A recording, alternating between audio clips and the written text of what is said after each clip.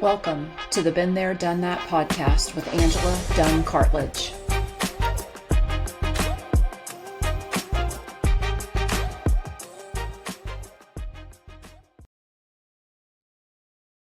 Hey there, it's Angela from Been There, Done That.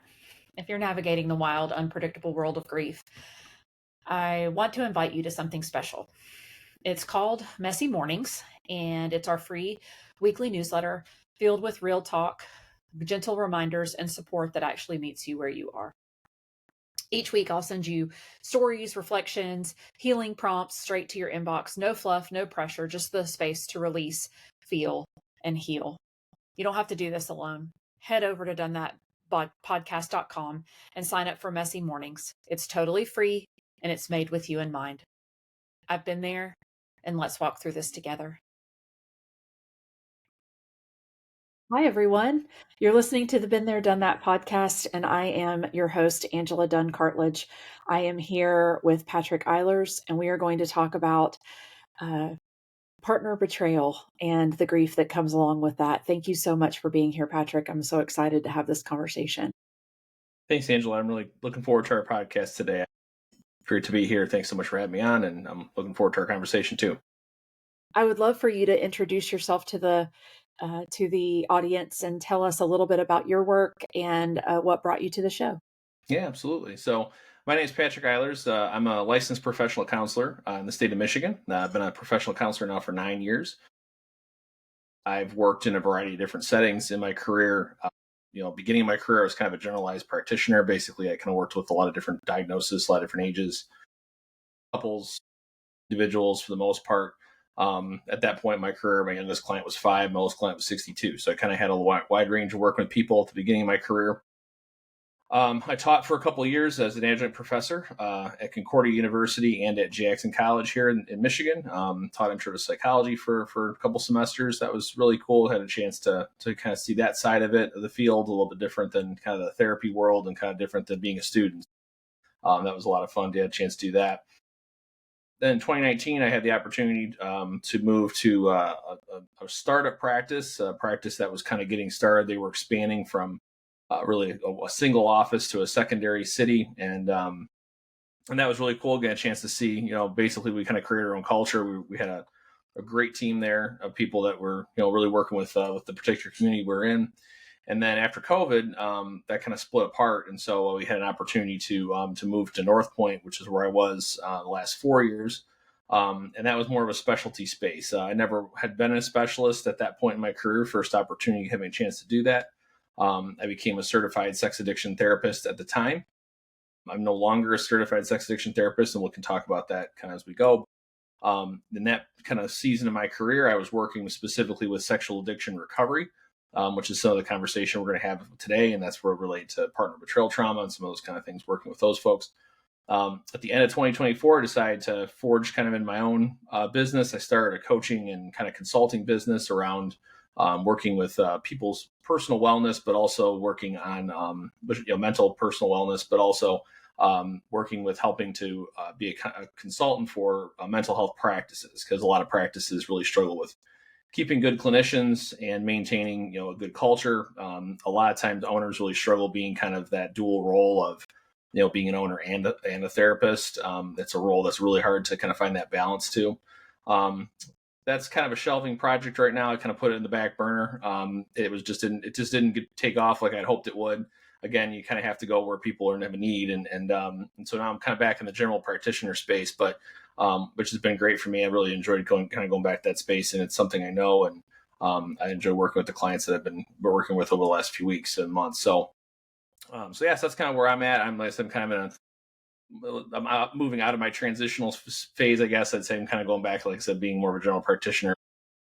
I've worked with a variety of different folks, and because of my experience, it's going to help me, being able to launch where I'm at now, in the couple practices I'm contracting with. Absolutely. And I see so much value in your goal of providing mental health to actual clinicians. I mean, especially now, not that, that I know you said that's on the back burner, but I feel like every clinician I talk to post COVID said, give it 5 years, and we're going to have a huge change in the people that come, that the patients that come forth, and then also the work that clinicians are going to have to do on themselves to be able to do that work the best way they can. And so I feel like we're at this sort of cusp of where things Mhm. are about to um, shift, as it were, Yeah. transition to more, to really being able to focus on it more. So yeah, I appreciate that. Yeah, and that was kind of what I was thinking too. I was like, well, I want to kind of get ahead of it than behind it. I always seem to be behind things, so I tried to get ahead of it a little bit, but it was probably just a little too soon. Part of it's because I think one of the things I found out, looking for a job after that had happened, after I was kind of doing my own thing, was that there's a lot of clinicians that want to work only virtually, and there's a lot of clients that want to be seen in person, and so that's kind of becoming a big issue. Is that because of a lot of these larger practices that have only virtual client or virtual therapists, a lot of the mental health perspective seems to be that they feel like that's a way that really serves people who can't get services typically, which in some ways it does. I don't agree. I don't disagree with that. But on the other hand, it also puts a lot of people that if they are interested in doing therapy and they don't want to work virtually, that limits a lot of people in that sense, because now they can only see somebody virtually, and a lot of people don't want to do that. So as we've kind of come out of that sort of post-COVID space, there's more people wanting to come in person. So when you do offer that, you tend to get a lot more people, quickly, in a quicker sense. So that's been something I've noticed as I kind of, for this in the last few months of kind of searching for kind of a longer term home in that way. Yeah, and I know myself, I've struggled to find, that has been a dichotomy that's been difficult to navigate, but also, the insurance piece of it, Yep, that's the always an issue. SST. Okay, good. I feel like that's unique to here where we are in East Tennessee, but Okay. you telling me that it's not is very, very helpful. Yep. That, whether or not they take insurance, whether what kind of insurance do they take, those kinds of things. That is, it can be a block too. It can be an obstacle Absolutely. too for people to Yep. reach where they need to get. And a lot of that's also to do with sort of the therapist. There's some insurances that pay really, really well, and they'll honor a lot of those kind of things. They'll honor the therapist's sort of experience and what they know about working with the person. And then there's other insurances that won't do that as well. So you have a lot of this kind of, it's hard to take every insurance, because if you do, that's almost like just as bad as taking only one or two insurances. So there's advantages depending on kind of where you're at and what the community you're in, what population you want to work with, all those kind of things. So that's a big part of, and like you said, even kind of what we're, kind of the topic of our conversation, sex addiction specifically, and part of betrayal trauma. Those are things that aren't covered by insurance typically. So a lot of people play out of pocket for stuff like that. So it's really depending on kind of where you're at, what you're doing, what you're working with, that kind of thing. So yeah, that's kind of universal, but it is a That's tough part of the field for both sides. Yeah, I can imagine. And I didn't think of that as being a logistical nightmare for the therapist side of things, especially a solopreneur, somebody Mm-hmm. Yep. that's on their own. They're not part of a giant practice, as you referred to earlier. But even as part of a giant practice, the logistics of it are um, rather onerous. So Absolutely. let's. I love that you sort of pivoted there and went into the specialty piece, because that was where we really wanted to focus today. And I am incredibly interested in what led you to um, that particular specialty. Where how did you get there? Mhm. Well, part of it was, in my own experience. I think, certainly the aspect of in my age. I'm 36, but I'm in that sort of, I lived kind of, pre-internet, post-internet, life. I've never really been, I wasn't born sort of with a phone in my hand, but I certainly was, I was one of the earlier, I was not earlier, maybe halfway through sort of, my elementary age range. We started kind of getting introduced, excuse me, to a computer. And so in that period, I think that's really where start. Obviously, if you've experienced, anything of any kind of in that age range, you probably have run across pornography, and certainly that was part of my experience too. I certainly ran across it as an adolescent and early young adult. And just because I had somewhat of a personal connection in that way. But the other thing is when I was looking for the work during COVID, that was one of the options that I had that was available.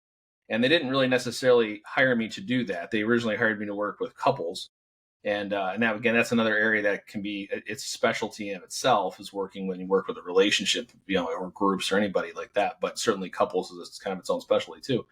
And then I had the opportunity to kind of do more with the sex addiction piece, and I wanted to at least give it a try. And because the length of that particular program, it's Dr. Patrick Carnes' program, which is he's kind of the original researcher when it came to sex addiction, and he's been around for some time. You might have seen him on different. He's been on tons of late night talk shows and stuff like that. And his program is like 5 years long when you modify it to outpatient. So to give you a little bit of context there, inpatient is typically where most people go when they have some type of an addiction, substance addiction or gambling addiction or whatever. They typically go to an inpatient. That means they stay at that location. They have a really high intense therapy, sometimes up to a month long.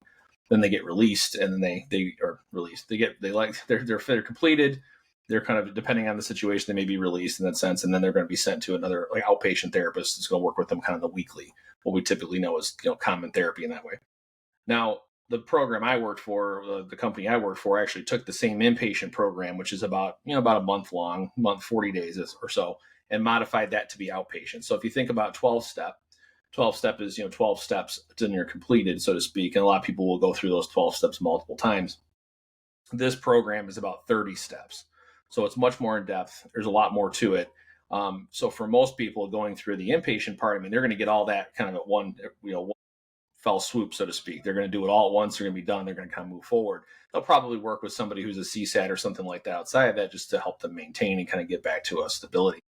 But this outpatient program, because of the length of it, I kind of felt like myself, I was like, well, I can't really make a judgment, a year in and go, well, this is exactly what it is. I haven't even seen, a quarter of the program at this point. So I kind of knew going in that it was going to be kind of a long-term thing for me, at least for until I could complete one cycle of the program. And I pretty much did. I working with most of the clients I worked with, at some point I worked for either at the very beginning or at the very end, or kind of in between, depending on kind of where how and when they started.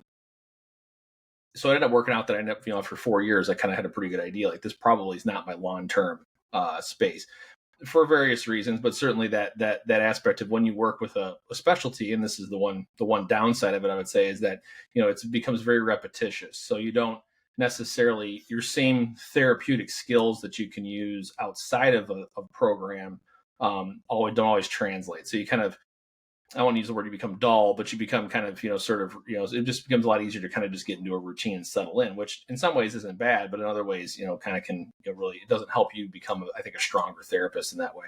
So that's one thing I would say is one part of the downside of being a specialty space, but there's a lot of upsides to it. I mean, obviously there's a financial stability you get, there's a level of, client continuity you get, stuff like that. But there's also clients who sometimes will plateau, and that's just true for all therapy. But in a program, you see it a lot more regularly. Yeah, and I would think that, again, with that specialty piece, that specialty obstacle that you were just referring to, that can sort of lend itself to a more of a plateaued situation. I've heard it used like a decision fatigue or Mm-hmm. empathy fatigue Yep. kind of concept where uh, uh, practitioners have a hard time getting outside of the box. They fall into that routine just the way you described it. That's a great way to describe it. So I can really see that it's very intensive and very involved in the way that, and like you just described, the 30 steps means that you're going through a lot more rigorous therapy with these people, and then on top of it, you're dealing with the same thing every single day. So it is. I can see the pros and cons to both sides. As a patient, I can see the pros of having a specialty being that person is um, uh, very much able to speak the language of what I'm going through, but also that can be difficult on the therapy side. So I really love the way you are describing it from both sides of the coin, because it's important, I think, for patients to understand what they're coming into, what they are going to be involved with. And Mhm. um, to that end, I wanted to ask sort of how how that coaching happens, how you lead patients into awareness and those kinds of things in an addiction sort of situation. and I don't mean sort of, I mean an actual situation, that the understanding that comes along with this kind of an addiction has to be on both sides of the relationship, I would think. So how does that work? How do you Yeah. lead, a couple through that process? Well, typically, again, so to give you kind of some context of it, so the certified sex addiction therapist is one side of the coin, and the other side of the coin is what they call an ABSAT, or basically it's a partner betrayal trauma therapist, somebody who works specifically with the partner who's been betrayed. It doesn't really matter whether it's men or male or female on either side of that. It doesn't, to my knowledge, it doesn't necessarily matter if they're a homosexual or heterosexual couple. You see a lot of the same kind of things for people because they experience a lot of the same things through betrayal. So if the man cheats on the woman, or the woman, however that looks like, usually you typically have a lot of the same kind of symptomology. So for the guys who's going through the sex addiction treatment, so to speak, they typically will start with, in a lot of cases, most people will come in not necessarily because they have recognized that they have an issue. Sometimes they do. I mean, there's certainly I've had people come in and go, hey, like, this just went way out of control. It's affecting my life. Maybe it's 20-25% of the time. Most of the time, you get people who are coming in because their partner's like, I'm not going to continue this relationship any further unless you do something to fix it.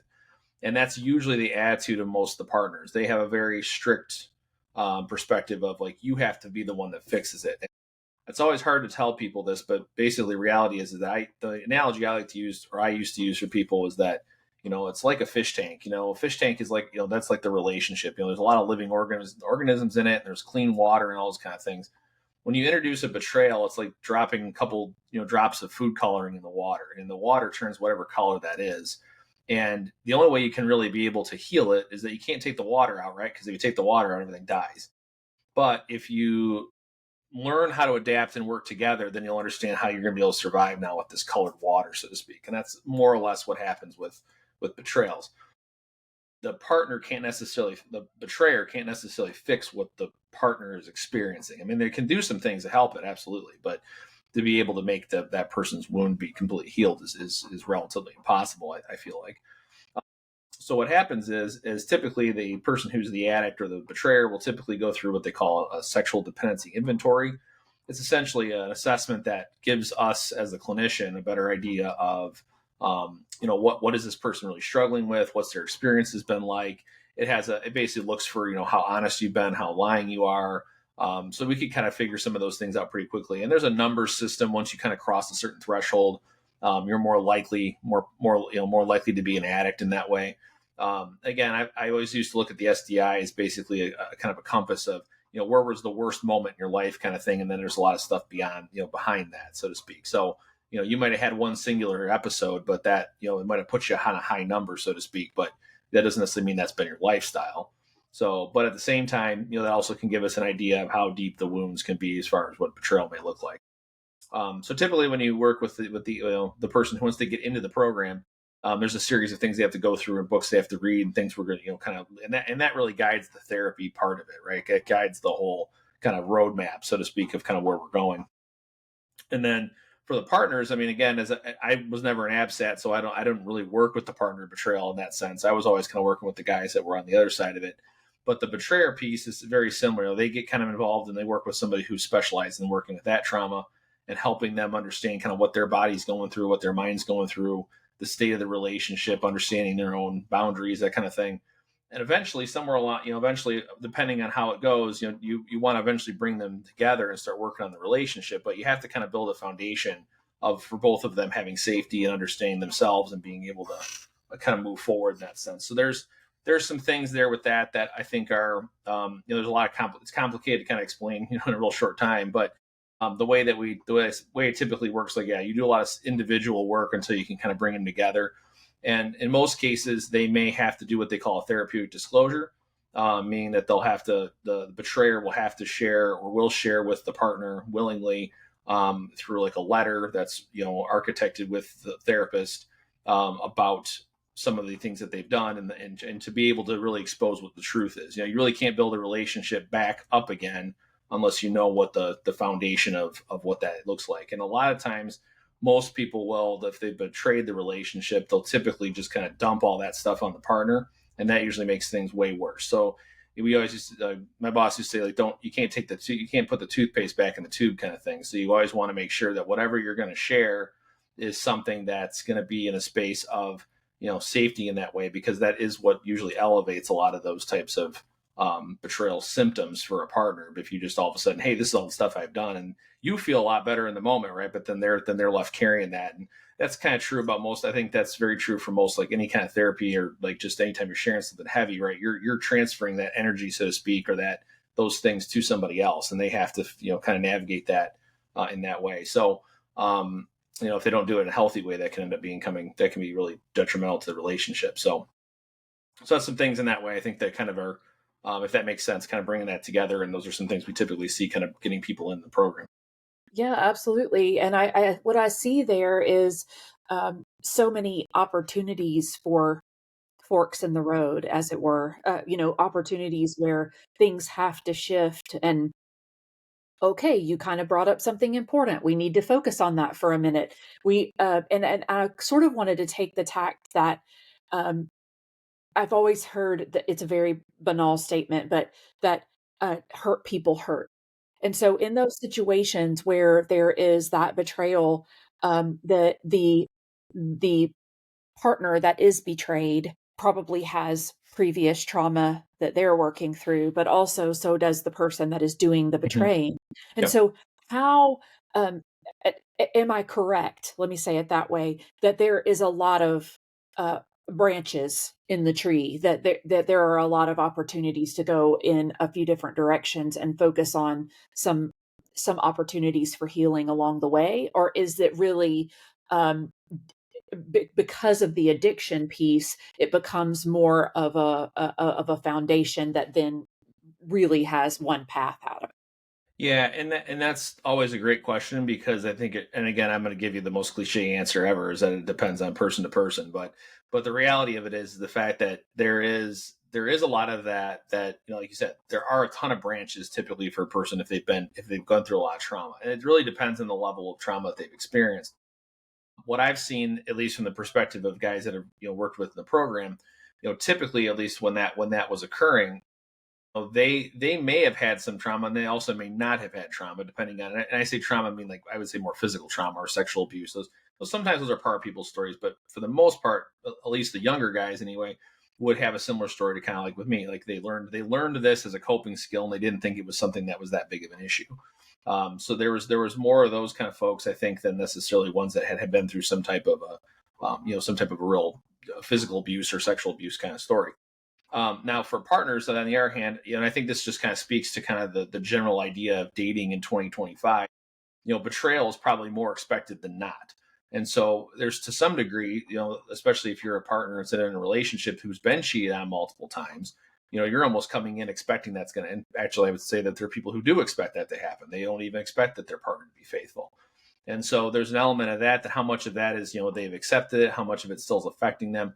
I still think when you're talking about a partner who's been betrayed, they commonly will have a tie back to, so like you said, something else that's happened before that maybe is not related to the relationship. It also depends on how long the relationship's been combined. I mean, if they've been together for 5-10 years, and it's been 5-10 years of betrayal after betrayal after betrayal, now we're talking about layers and layers of that to kind of navigate and work through. So there are probably some relationships where healing occur. Absolutely, healing can occur, but it's going to be much harder on a relationship that's been like that, so that kind of picture, than it would be if it was somebody who maybe he's only had like a first betrayal or something kind of like. Well, I mean, it's not going to. I don't want to diminish the pain, because it's painful no matter what, but the amount of work that it would take for a couple that maybe has had multiple betrayals. I've also seen that too, where both partners have betrayed one another, kind of as a retaliatory type of thing, which is a whole different. I mean, again, you're talking about another level of stuff that goes with that, because now you got two people who've been betrayed, and you got a person who's struggling with an addiction. If you bring that part of it in, so there's certainly, it can get real murky real quick, depending on their story, and the amount of trying to bring some stability to that type of a relationship can be really hard, just because there's just so much that's going on in the midst of that they just can't, they don't have an ability to communicate the way that they can until you've started to establish some healthy space for them to be able to start to get those things out, and then they can be able to kind of come together and work together in doing that. So, and if a partner doesn't know what truth is, which is that's a big part of it as well. If I've been betrayed or they've been betrayed, maybe they've both been betrayed, they don't really know what reality is anyway. I mean, there could be one person, it could be 30 people, it could be 50 people. They don't really know. And so that's really, you kind of run into some of that too, where it's like, what, you don't know how bad it's gotten. So because you don't know that, and because they're not sharing that necessarily, maybe they haven't shared that, it can get it gets murky. It's hard to explain because it just gets overwhelming. It feels like a wall of Right. water coming at you. It's a Well, tsunami right. of And stuff. So I feel that even as hearing the story, I think you're portraying it very well in that there there are so many nuances, and there's so many details that are dependent on each other, but also on the couple themselves. That's an incredibly important distinction that they are able. I've always heard the concept of uh, what you bring to the table is the important part of therapy. That the garbage in, garbage out kind of concept. If you don't tell me all the things that I need to know, it's going to be very difficult for me to help you heal all the way. You can get most of the way there as much as you're willing to put in. I can give you the rest, but I feel like is it's incumbent upon the people coming to the table to actually want that. And I feel like there's different psychology that comes into play there too, because the betrayer can dump and can say it's all your fault. The betrayee can say, well, I only want justification for ending the relationship, so keep talking so that I have lots of things that I can take to my yeah, lawyer, make this work. And so there's these other, again, nuance, but it's still these other pieces that come into the table that may or may not be helpful in the overall therapeutic yes, space. yeah, Um, and I think because we come into a situation like that with a preconceived notion, I really loved what you said about partners expecting betrayal. That there's so much out there now that it's just, well, that wasn't a real betrayal. That was only this far on the yep, spectrum, versus this over here. I joke, but I remember a scene in Friends back in the '90s yeah, when there was a conflab between Chandler and Joey, and he said, "Did you sleep with her?" And Chandler said, "No, I only kissed her." And Joey said, "That's worse." It's that kind of it's your perception of betrayal that is important in this thing too. And so I really think that it's a very important work that you're doing, but I also want to give our audience a little bit of hope. So, where do you see the opportunity for resilience and hope to be offered to anybody dealing with this right now, possibly in silence? Either the person that is addicted, or a partner to someone that is addicted.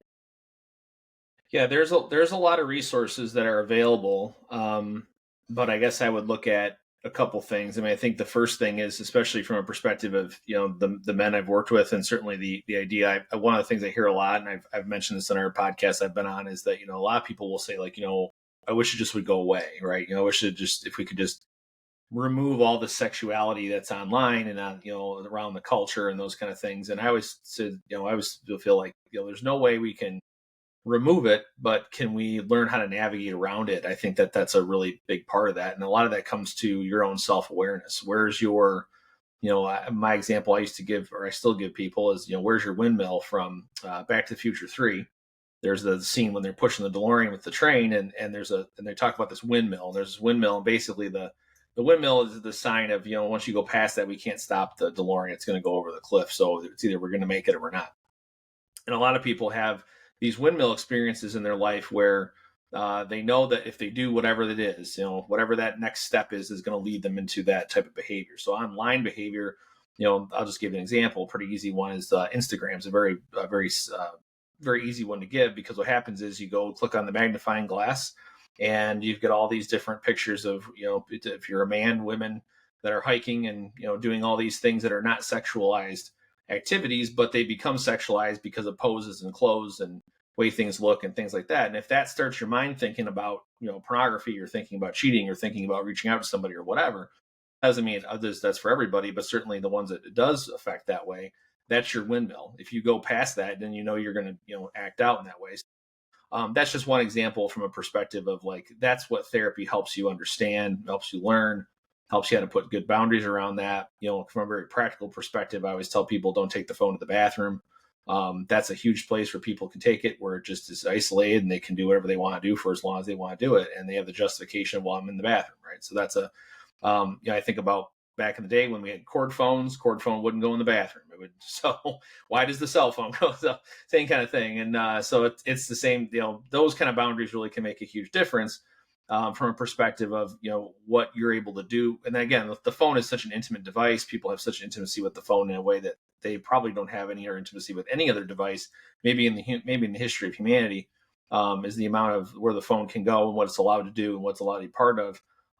Is incredible. So I think there's that aspect on one side, but on the person who's been betrayed side, I would say that there is also a lot of resources, not as many, but certainly there's resources that are available for those folks. And I would say that one of the big things for them is understanding that, where can you, as the person who's been betrayed, it isn't your fault that you've been betrayed. Most times people, who betray relationships, it's for various other reasons. It's not really anything that they're doing.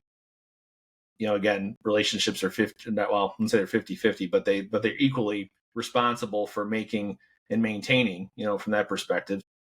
So as a person who's going through that, finding the resources that are going to help you reestablish yourself and reestablish, what you would like to see in the relationship. Because if you choose to stay with the person who's betrayed you, which you certainly can do that, just know that the work to do that, to get it to where, the relationship is on par or equal, is going to take both of your works to do that. And if the person's not willing to do that, then it may not be the relationship that that's healthiest for you to move forward with. It, just depends on kind of where that is. Now, a lot of times, especially for folks that have struggled with betrayal, that's what you might know. What I've discovered in my experience, personal life, and in my therapeutic work, that trauma tends to sort of become normalized. The survival switch is very easy to turn on and very hard to turn off. And so what happens is, as soon as you turn it on, a lot of times it just stays on. And for a lot of people, it's more uncomfortable to be in peace than it is to be in chaos. And so that's the one thing that scares me a lot about partner betrayal trauma, is that if your body starts responding to PTSD type symptoms, with, like, so the example would be like, if you're cheated on, all of a sudden you're vigilant about, the women or the men that are around your partner, what they're doing when they're not with you, what you can't see, those kind of things. Those are very similar to PTSD symptoms. When you start to get into those spaces, I mean, that's where that survival switch goes on and doesn't come off. I mean, because that's everywhere. I mean, that's, you go to the grocery store, you go to work, you go to, wherever. Sometimes that's even in your home if you're afraid pornography's there. So there's an aspect of that where it's really hard to get that switch to shut off. And so, from my perspective, I think that that's really where one of the most devastating parts of partner betrayal trauma is that piece. It's the survival all the time and not able to shut it off kind of thing. And that's true for a lot of trauma, but certainly for that seems to be one that really gets to the core of a person. And so, I think it's definitely something, if you've been through that and you're experiencing those kind of symptoms, then it's really important to get yourself some support, whether or not it's, your partner is willing to or not. That's a different story, but to get yourself some support in that, because that will be something that will eat at it eats at every aspect of someone's life. I don't really know how else to describe it, but it touches every part of it. And it gets really challenging for folks when they're there. As I'm talking, I'm realizing you said you wanted something that was hopeful. I don't feel like giving a lot of hopeful, but I'm trying to be honest, because I feel like that's important, because a lot of people pass over this part of it and they kind of like, oh, well, it's just part of what I have to live with. And you don't. There's ways you can be able to work through some of that stuff. It's not easy by any means, and it's not not fair, so to speak, but it's what sometimes has to be done. I agree, and I what I hear you saying is that I what the work that I do with grief is that we there is no back to normal after this. Once, your mentor's, comment about the toothpaste out of the toothpaste tube, like, that's important to hear because once it has happened, you cannot unsee it. You can't go back to a place where, you don't know it exists anymore. And I think that's the hardest thing for people to get used to is that their normal now includes this thing, whether it be that the relationship stays intact and we work through it or it doesn't stay intact but that person still has to the betrayer and the betrayee still have to work through that if they ever want to have a healthy anything after that, including just a healthy life by themselves. So it is important, I think, to be able to describe that, um, because to me, that is hopeful. That is building resilience within a person because you're not saying this thing no longer exists anymore if you end the relationship. You can actually just sail forward and pretend that that didn't actually happen to you. You can't now. It is there's no way to do that. You have to acknowledge it because you have to acknowledge it before you do something else, before you move into another relationship or not, but it will come back. It Yeah. will rear its ugly Yes. head. You don't have that choice. Well, Yeah. and I think that's kind of what I was saying kind of earlier. I mean, number one, the fish tank analogy is part of that. Certainly, if you're going to stay in the relationship, then yes, you got to learn how to deal with the red water, so to speak, that's in it. That's the only way it's going to stay alive. But the other side of it is, back to like kind of like 21st century dating is like, I mean, because there's an expectation that that may happen, people tend to sort of just dust this under the rug. And it makes a perspective of the opposite sex, if they're heterosexual or potentially if they're in a same sex relationship, it projects that same type of or makes you think about the other side of it differently, right? It makes you very jaded to that side of it, and so what ends up happening is now it's those conversations. Now you're passing that down to all the people around you, to your kids, etc. Because now you're focusing on, well, this person does this, and men are only expected to do this, and women do these things, and so it kind of paints that picture. And I think what ends up happening with that is that those become crystallized ideas that are incorrect, but they're out of pain that comes from this type of behavior. And so what ends up happening is when that's established, then again, how does it start to spill over into society? Well, it doesn't take very long. All you got to do is get a couple people who've been betrayed, and it starts that sort of cascading effect of affecting lots of other than just themselves. So that's where I kind of would say I worry that how much of it from a younger folks perspective, 35 younger, in the dating world that we're living in currently, which is a very consumeristic dating world, how does that continue to affect how people view relationships? And we've kind of already started seeing it with some of the data. I know there's a lot of data I hear about, people are staying single for longer, people want to stay by themselves longer. All that's disconnect stuff. And all those things, the further we get the more we get disconnected, the further we're going to get from each other. And so, and all that stuff starts to cascade. I mean, eventually it will get to a point where either people will not want to be in relationships, or on the other side of it, which is I see is more likely to happen, is that we're kind of moving toward created intimacy, which is where AI robots, and all those kind of things start to really enter in. People will just create their own person. You don't need to go find the person because you can just make them, and that's a lot. And again, there's a lot of safety in that emotionally, but there's also no risk involved in that. And when you don't have any risk, you're not going to grow. And Right. that's where you start. That's where that's a really slippery slope. That starts real It quick. I is. don't think that takes real long to It get there. doesn't, and that's exactly what I was gonna say is that we find that in in losing someone, whether this is outside of a trauma situation. Well, I mean, technically, it could be traumatic that someone passed away Sure. without, Yeah. without having any knowledge that they were sick or anything like that. And Emotional then trauma minimally for sure. yes, exactly. And then from there they say, "Well, I'm never getting married again. I'm never getting in a relationship again because that was too hard to deal with, or I'm never getting another dog because it was too hard to watch them decline and die." That is the opposite of what we're actually meant to be doing. And so I really loved your analogy of the crystallization because as soon as you said that I thought of Elsa. I thought of Frozen, Disney movie, where she right, freezes her whole land without even knowing it, because Hmm. she's trying so hard to protect herself. And that is a very, real example real example, you know what I mean? That's a Yes, fictional story. it's a But fictional that's story, not but a real. real emotional example for Right, sure it's a of people's. Yeah, visualization of what we're talking about, of absolutely. the concept um of pushing everybody out so that you don't feel pain means that you don't feel anything else either. You don't feel Right. the joy in the Yep. meantime. And that is, the uh, I grew up in the 80s, so we have lots of songs from the 80s that talk about it's not love that hurt you, it's the person. And so how do you do that? How do you separate from that person? How do you heal from that person but stay in a relationship? It is a Absolutely. very tricky uh, path to Mhm. lead down. But Yep. what I hear you saying is that it is possible. It may not feel like the easiest, candy and unicorns kind of path that you've been on, but it is still possible. And that is where I think I want to sort of tie this in a bow and say, hey, there are ways that you can get here. You can find the person that helps you because you are going to need somebody to help you. This is not going to be something you're going to want to, you know, take off after on this path on your own. And definitely don't Dr. Google it. Don't look for ways that a computer can tell you how to fix it because it's that's self-serving.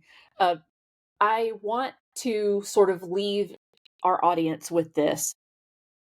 If you had one thing that you could present to our audience that could be applicable as soon as they stop listening to this episode, what would it be? Well, I will go back to what I said earlier about the boundaries with the phone. I think that that's a very very practical.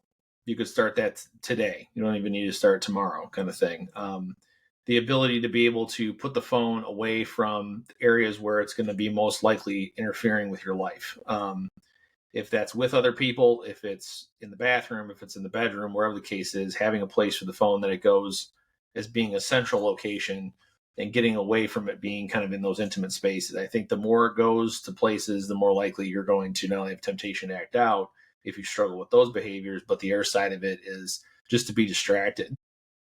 A lot of times when you, like we talked about, that survival switch gets turned on, one of the biggest ones is just people being distracted, right? They try to just not think about anything, numb out. That's a very common behavior. You see it with addiction, but you also see it again with people who've experienced some kind of trauma because they're trying they just don't want to feel at all, right? Because when you feel, it's you get everything. Like you said, you can't numb out the happy feelings without numbing out the negative ones.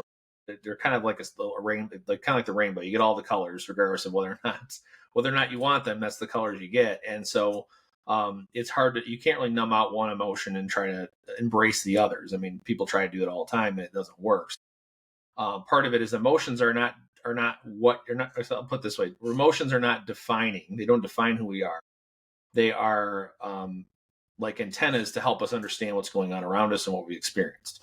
And so those antennas help us understand that we're going through, yes, and that hurts and that doesn't hurt. And so it doesn't mean that those things are labeled bad or negative or positive. It just means that that's what they are. And so a lot of times I think this idea of pursuing happiness, again, now we're getting kind of in like the larger the scheme of thing, but basically pursuing happiness is really a focus on one emotion that's always fleeing. It's never always with us all the time, right? It's always gone. So you're not pursuing happiness; you're pursuing contentedness. It does contented. Can you be content in the spaces you're in today? That starts with being able to be more present, and being more present is really about, like you said, just kind of removing the distractions of your life. And it starts with I think it starts with your phone, and the things that keep you from not feeling, if whatever those might be. And there's a variety of them for all of us in different ways, and that's part of being human. But I think that hopefully those are some things people can start doing immediately that they can consider, um, that can be a benefit. Perfect. I particularly love how you said that happiness is fleeting, so is every other emotion. Hmm. If you give it that space, it will leave. Even the hard ones will leave quite quickly. Um, Instead of chasing that, chase uh, peace. Chase less chaos, less less distraction. I love that. And let that be your norm, because I think because chaos is too many people's norms, and chaos doesn't have to be. I mean, but that's a lot of people. That's what they know. So Yeah, absolutely. How can we work with Patrick? How can we find you, and how can we work with you and continue the conversation? So I have a Patreon channel that I have. All the podcasts that I do are on there. I've done probably about 30 of them now. So I've been on a variety of different ones. There's a whole bunch on there. Patreon.com/bloomworks it's one word. A bunch of other resources on there. Some of our colleagues I have, some blog posts I've done, different things like that. So lots of different resources. So check that out. It's a good place. I usually upload all my stuff. Like any additional stuff I do like this, I put on. You can find me on LinkedIn, Patrick Eilers, MALPC. So I'm on there. I do have an Instagram, but it's more of a personal one. I don't really use it for too much of my other stuff like that. So I don't think that's probably the best way. But you can also email me directly. It's Bloomworks, one word, cc@gmx.com. And I can provide all that stuff for you. The other thing as well that I would say, suggesting if people are interested in any type of working with a program or working with anything like that, I do have some other information. If I could share that now, or I could certainly send that to you as well. Yeah, either way. Okay. Either way. So a good resource would be to, the Dr. Patrick Carnes program is itap.com, IITAP. So they're like the internet. I think it's International Institute of Trained Addiction Professionals, I think is the name of the organization. They're the folks that have the CSATs and the ABSATs. So those would be from, it's APSAT, I think it's APSATS is the partner betrayal trauma therapists. Psych Today is a great resource for folks who are looking for therapy anyway, but certainly if you look for those specialties, you put them in there, you can filter those and you'll find people who work with those particular things. Those are some great resources in that way. There are a lot of 12-step programs, Sexaholics Anonymous, SLAA, Sex and Love Addicts Anonymous, Celebrate Recovery, 7 Pillars is another one. Those are some of those last ones are more theologically based. Some of those are available. So there's a lot of different resources for folks in that way. Anything to do, Dr. Stephanie Carnes, which is Dr. Patrick Carnes' daughter, she does a lot of stuff with partners. So if you look her up, she can give you some insights on those areas as well. If you want to work with me individually, as I said, definitely, if you're in Michigan, that would be where I can work with you. If you wanted to work on the consultation part of it for the business, that's a little more flexible. But working with me as a therapist, I said, just feel free to email me. I'd be happy to get you some resources or work with you if you're in the state. Awesome. I love it. Thank you so much for leading us into a space of understanding and really having language around how we can come to the table, whether that be as the partner or as the betrayer. I think there's some opportunity there for us to build better foundations for each other. So I love Absolutely. that, and I really appreciate you being willing to do that. Thank you so much. Well, thanks so much for having me. I appreciate the conversation. I always enjoy these. I always like getting a chance to share with people and give people hope. I always feel like it's a one step forward kind of thing, and even if you take 2 steps back, you're still taking 1 step forward. So just continue to move forward and do the best you can with what you're working with. And that's not always easy, but that means that you're not giving up, and I think that's the most important piece. Agreed. Thank you so much.